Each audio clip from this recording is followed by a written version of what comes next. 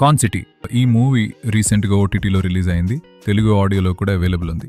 Title చూసి క్యూరియాసిటీతో start చేశాను.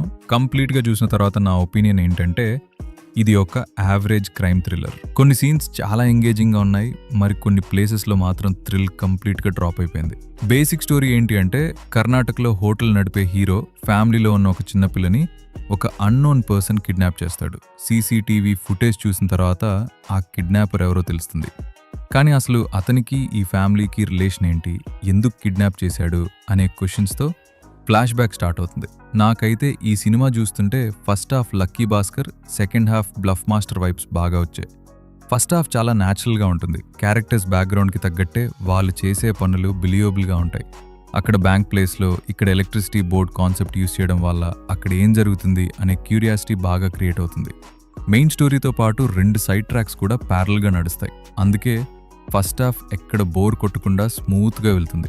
మధ్య మధ్యలో వీటీవీ గణేష్ కామెడీ కూడా బాగా వర్కౌట్ అయింది. హీరో దొరుకుతాడా, దొరికితే ఏం జరుగుతుంది అనే టెన్షన్ని మెయింటైన్ చేస్తూ స్టోరీ ఇంట్రెస్టింగ్గా ముందుకెళ్తుంది.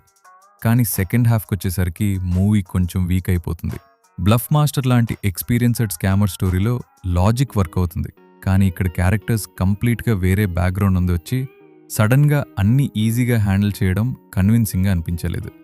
వాళ్ళు చెప్పేది అంటూ ఈజీగా నమ్మేయడం, ప్రాబ్లమ్స్ అన్నీ చాలా సింపుల్గా సాల్వ్ అయిపోవడం, థ్రిల్లర్లో ఉండాల్సిన టెన్షన్ అండ్ థ్రిల్ మిస్ అయ్యాయి.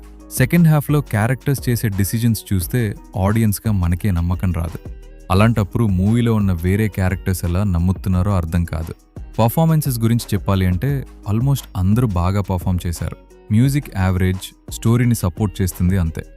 Final verdict: crime thrillers, robberies, scams based movies మీకు ఇష్టమైతే ఒకసారి ట్రై చేయొచ్చు. కానీ పెద్ద ఎక్స్పెక్టేషన్స్ పెట్టుకోకుండా చూస్తే బెటర్ ఎక్స్పీరియన్స్ ఉంటుంది.